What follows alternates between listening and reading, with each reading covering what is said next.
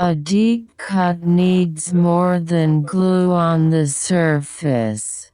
We inspect its full depth and length before deciding how much material can stay.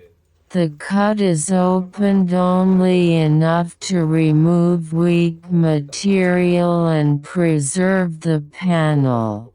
The replacement shares the load with the surrounding neoprene. Thickness and stretch direction are checked before bonding.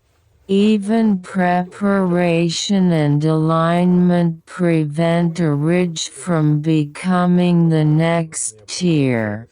The rebuilt area is pressed and stitched without distorting the panel.